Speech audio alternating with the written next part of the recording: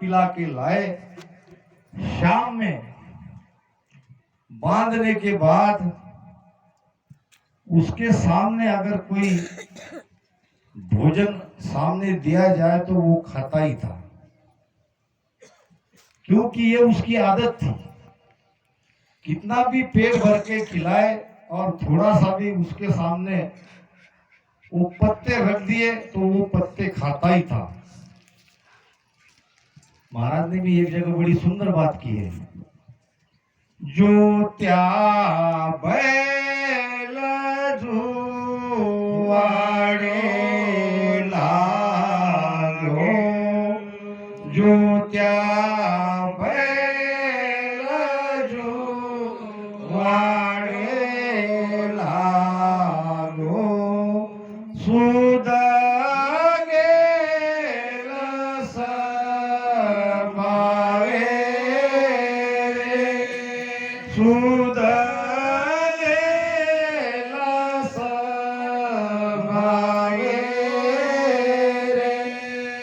मूरख कहे चले चारो, मूरख कहे चले क्यों चारो, जेवो नगरा जावे,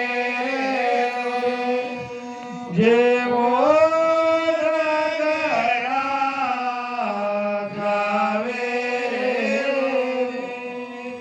जूत्या बैल जुआड़े लागो। बैल को गाड़ी से जूता और गाड़ी घर ला रहे हैं, सब खिलाया है पिलाया है, और रास्ते में अगर घास दिखता है तो बैल मुंह मार ही लेता है। अब ये तो आदत है, इसका मतलब वो मन के अधीन थोड़ी हुआ है। बीच में आ गया घास, ख्याल चला गया आदतवश, और ये मन की बहुत पुरानी आदत है। मूर्ख कहे चले क्यों चारो। अब जो अज्ञानी है वो नहीं समझ सकते इसको, उसकी स्थिति पूरी तरह से हुई है, ध्यान भी पक्का है, सत्संगी है, तो लोग कहते हैं कि इनको घर में नहीं रहना चाहिए। अब घर में नहीं रहेंगे तो जाएंगे कहाँ? घर में रहते हुए भी तो हम घर से अलग है। यही तो भक्ति का प्रभाव है। तो ये राजा का बकरा ऐसे ही पत्ता दिखाया तो उसको मुख मारता था। राजा ने कहा जो कोई मेरे बकरे को तुप्त करेगा उसको इनाम दिया जाएगा। एक साधु ने कहा कि मैं तुम्हारे बकरे को तृप्त करता हूं। अब रोजाना बकरे को खिला पिला के जब उसको बांधा जाता और उसके सामने वो पत्ते रख दिए जाते पेड़ के, तो वो पत्ते के तरफ देखते ही उसके मुख में मारता था लाठी लेके। जैसे देखा वैसे मारा, जैसे देखा वैसे मारा। बकरा परेशान हो गया। धीरे धीरे बकरे को समझ में आ गया कि ये मुझे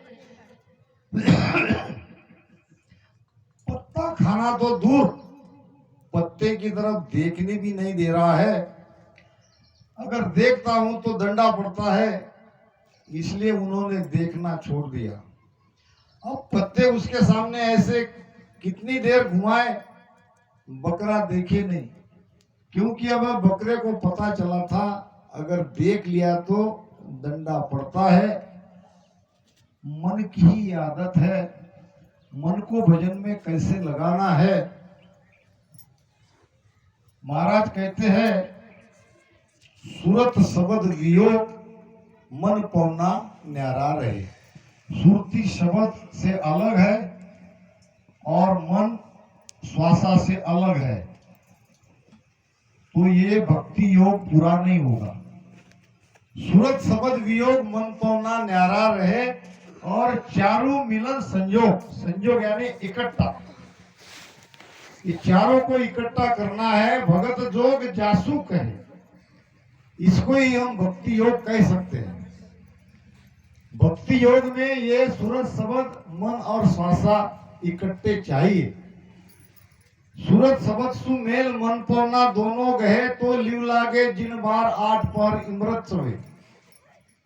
ये चारों अगर इकट्ठे हैं तो भजन में लिव लग जाएगी, लगते लगते वो 8 पोर लगेगी और आनंद आएगा। ये तो महाराज कही रही है।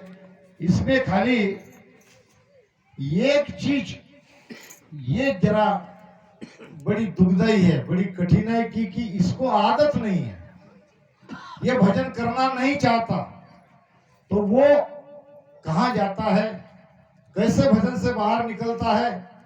विचारों के द्वारा, कभी अच्छे कभी बुरे, कभी भूतकाल में कभी भविष्य काल में। मन आपको कुछ न कुछ याद दिलाता रहेगा। नोट करना भजन में। तब आपको करना क्या है? तब आपको वो डंडा लेना है जैसा वो साधु ने लिया था। ये विचारों में जाओ मत, क्योंकि वो अकेला नहीं जाएगा, आपकी सुरती को भी ले जाएगा।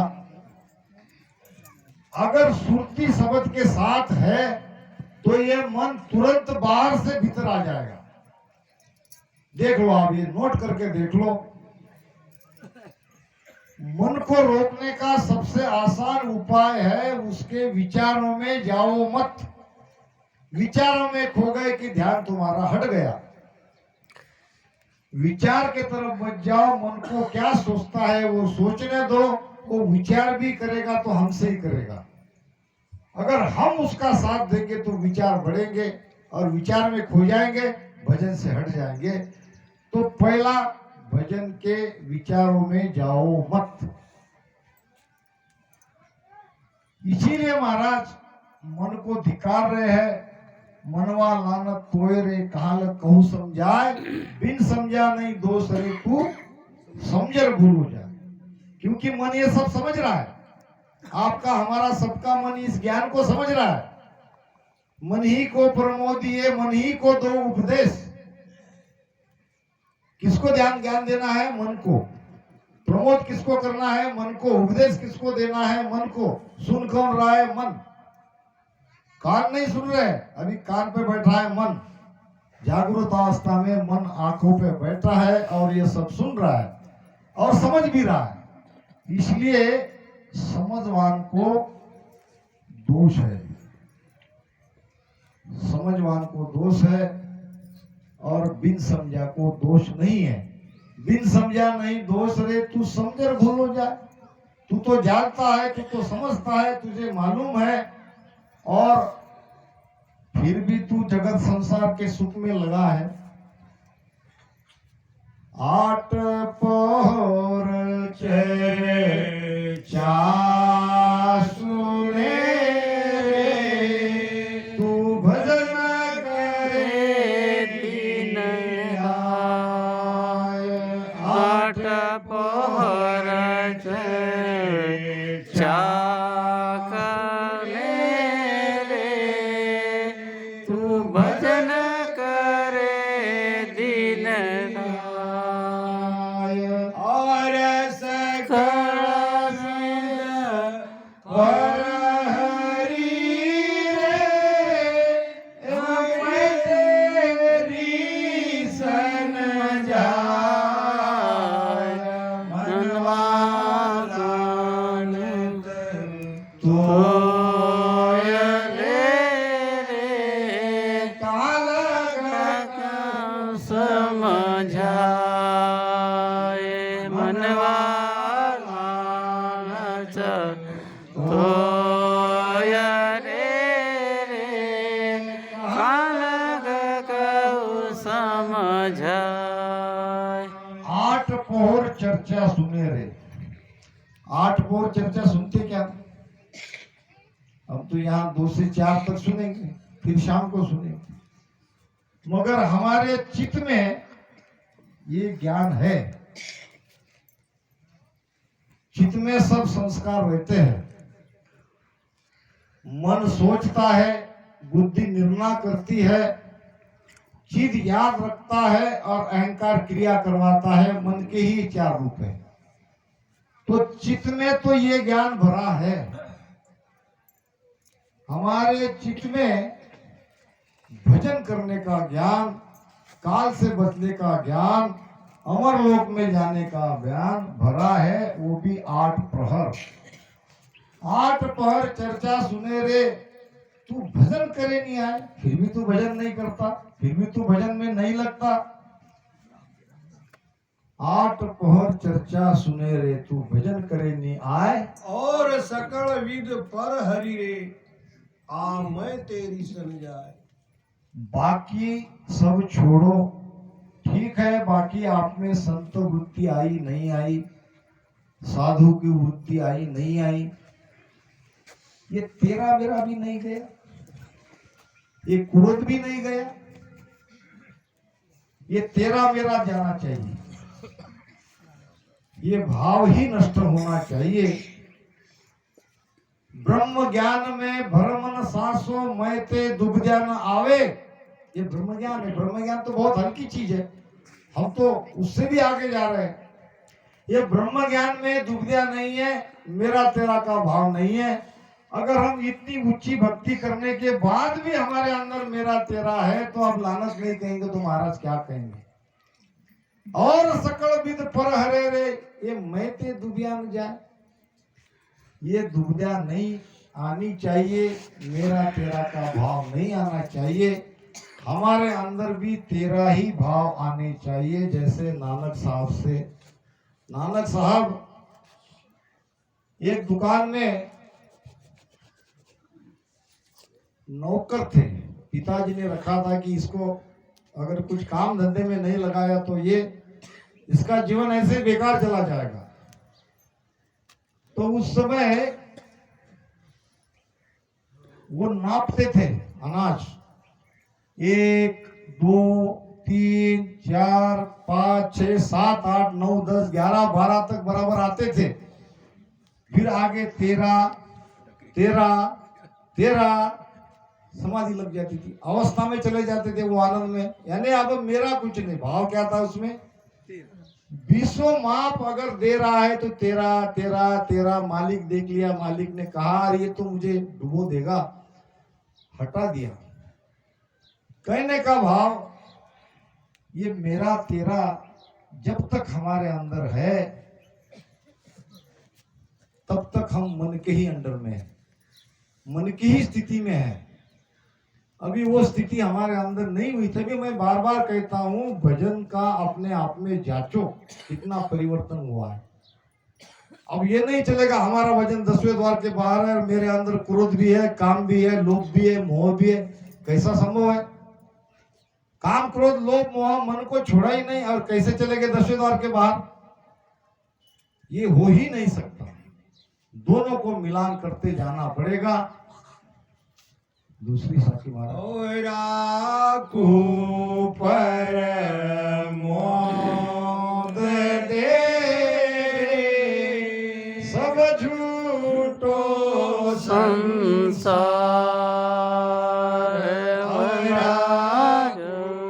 पर मोद दे रे, सब झूठो संसार साचे कर मानिया रे, पगबगी से सार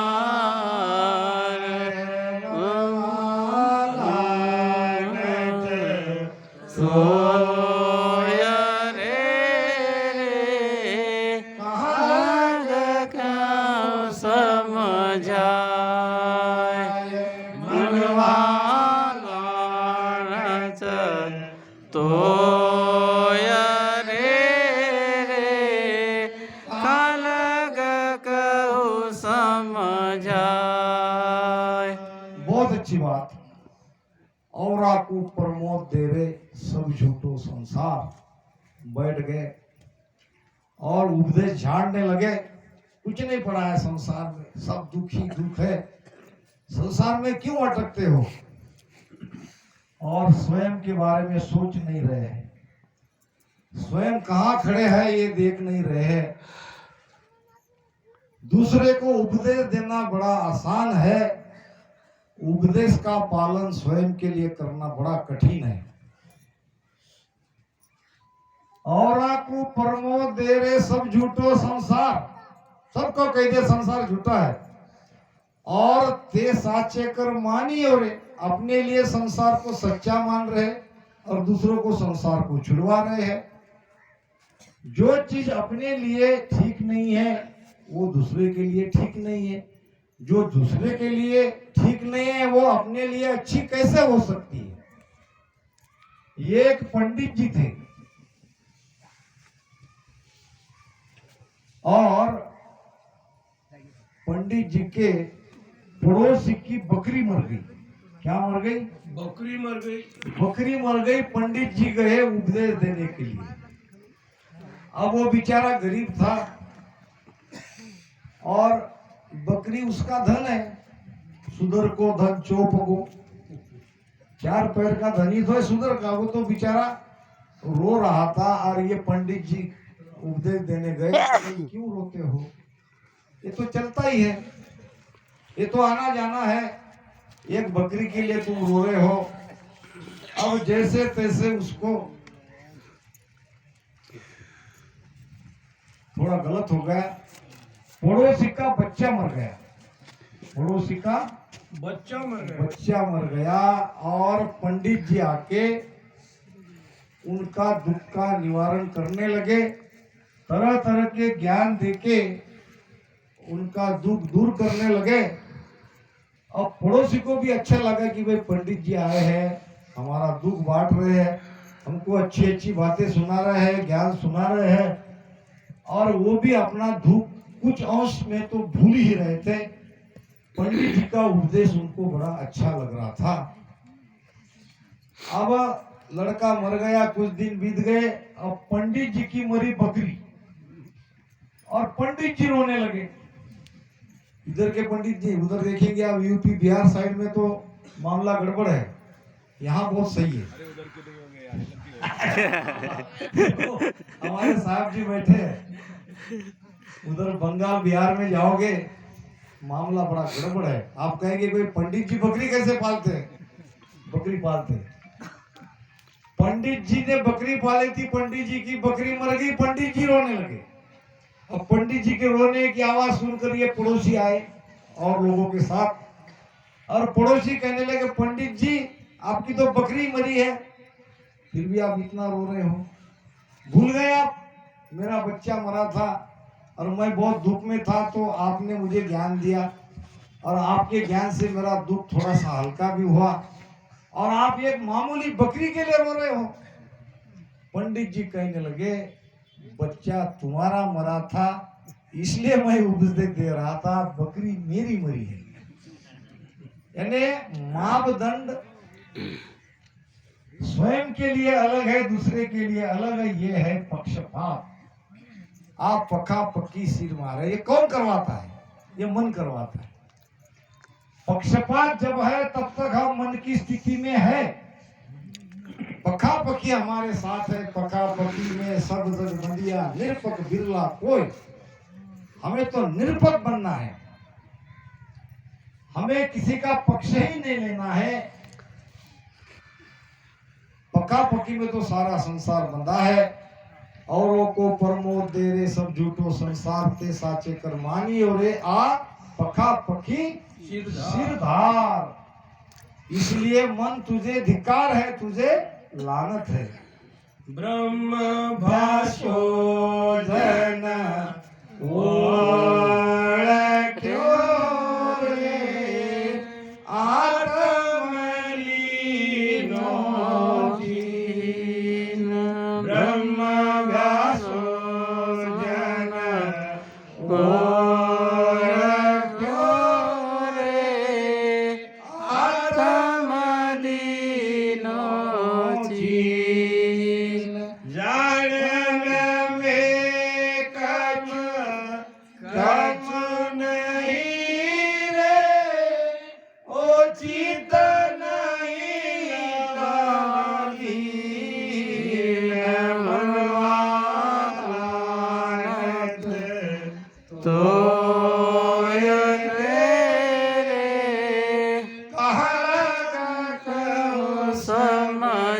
समझाए मनवा लाणत तो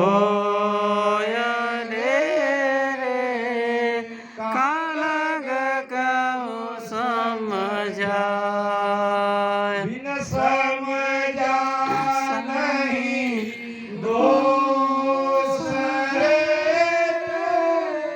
समझ भूला जाय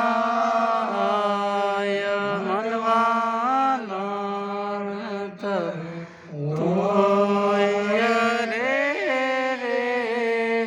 कालग कहु समझाय लाणत तो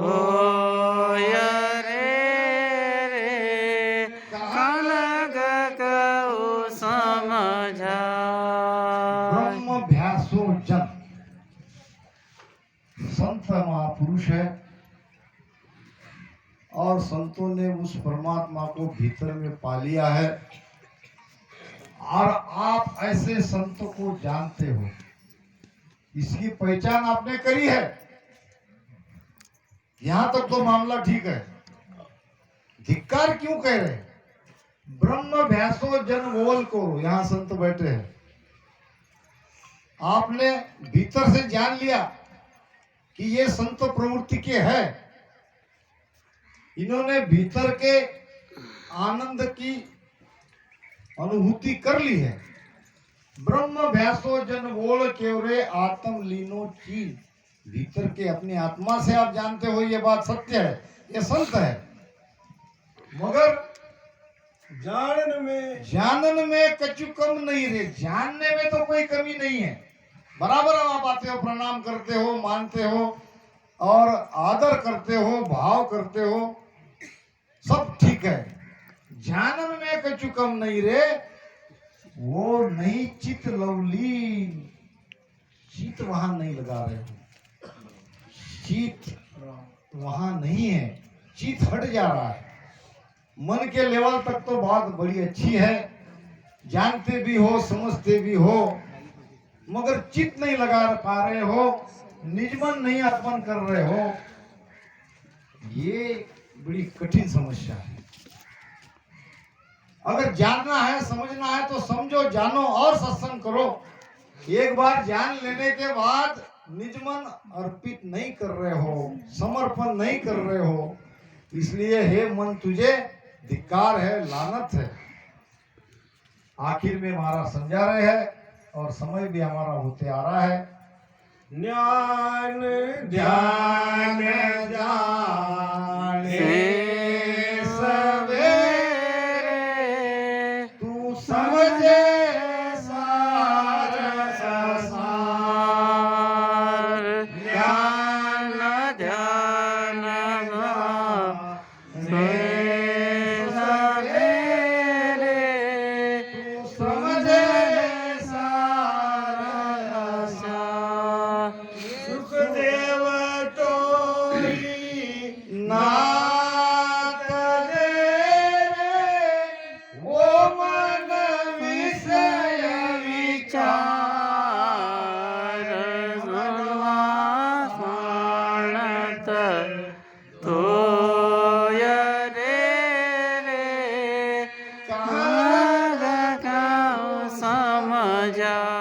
समझाए मनवा लाणत तो कालग कहु समझाए बिन समझाई दोष समझ भूलो जाए मनवा लाणत तो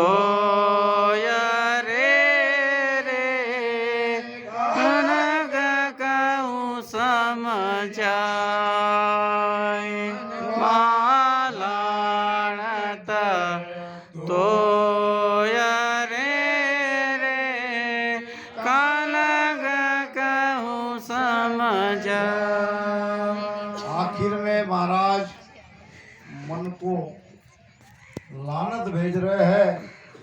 वो इसलिए अब जानना सुनना समझना बाकी नहीं रहा। सब कुछ जान लिया, सब कुछ समझ लिया। क्या समझा क्या जाना? कुण सो मरे जन्म कुण जाया, ये मुझ में अंधेस उपाया। ऐसा भेव भिन्न भिन्न भाके, सो सतगुरु मोय चरणा राखे। क्या समझा हमने? हमारा जन्म क्यों होता है?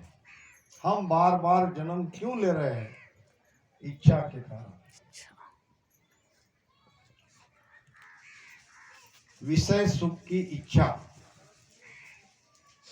घस घस द्रव्य मिल्या धर्माई, पाछे तोल मोल कछु नाई।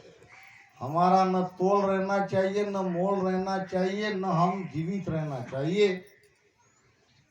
हमको मिटना है। ये इच्छा ही हमें बार बार संसार में ला रही है।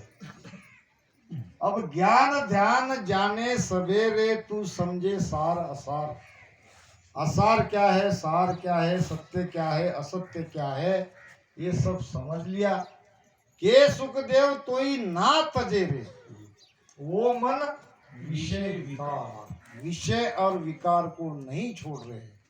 ये विषय विकारों के साथ कई बार हमारा जन्म हुआ, कई बार हम मरे, फिर भी समझ कर भी बार बार वही हम लग रहे हैं। तो ये मन तुम्हें धिक्कार है। ये काम क्रोध लोभ मोह और ये विषय विकार, 5 विषयों का सुख, यही अमरलोक में जाने के लिए सबसे बड़ी बाधा है। जब मन नहीं रहेगा, मन निजमर में परिवर्तित होगा, तो ये विषय विकार की इच्छा ही नहीं होगी। हमारे संत मोहनदास जी महाराज कहते थे बड़ी अच्छी बात कि अभी हमारे पास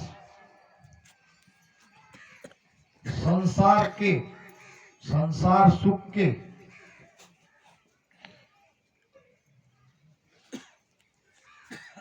फीके लड्डू है, हम खा रहे हैं। अभी हमारे पास है, सारे संसारी के पास है, वो हमारे पास है। मगर जब सदगुरु कृपा करके हमें कहते हैं कि भाई ये मीठा लाडू खा के देखो, अगर मीठा लाडू का स्वाद हमें मिल जाए तो कोई फीके लाडू को तरफ जाएगा? नहीं। फीके लड्डू कोई खाएगा? नहीं। अब एक तरफ हम कहते हैं कि हमें वो आनंद आ रहा है और यहाँ भी आनंद ले रहे हैं, कैसी बात है? ये और वो, यहाँ जो सुख है उससे कई गुना ज्यादा सुख वहां है। यहाँ तो कुछ पल का है, वहां अखंड है। घी साव पुष्पं जलबीन पंतो, उड़बींग भरा कागेल संतो। सेजास सुखम सो जीव जाने, यू सुखम संत पिछाणे। अरे यही तो सुख वहां मिल रहा है। ये पल का है और इसके लिए सारी भाग दौड़ चालू है। काम काम धंधा धंधा, ये करो वो करो, किसके लिए? सुख के लिए। बे इंद्रिया का सुख रे हडबिन लियो न जाए। ये 2 इंद्रिया के सुख के लिए तो सारा भाग दौड़ हमारी चल रही है और वही सुख आपको अखंड मिल रहा है। यही त्रिकुटी से प्रारंभ हो जाता है। फिर भी अगर ये मन विषय विकार की ओर दौड़ रहा है, वो स्वभाव उसका अभी तक है, तो ऐसे मन को धिक्कार है। मनवा तो लानत तोय, कहाँ लग कहूँ समझाए, बिन समझा नहीं दोष रे तू, समझर भूल हो जाए। इन्हीं शब्दों के साथ बाणी महाराज को यहाँ विराम देते हैं। राम राम सा सतगुरु सुखराम जी महाराज ने धिन हो धिन हो धिन हो। संतों की शोभा यात्रा निकलने वाली है। अभी 4:15 बजे से शुरुआत होने वाली है। आप सभी मास्क वगैरह परिधान करके अपन जा सकते हैं। सभी के पास मास्क होना चाहिए कृपया।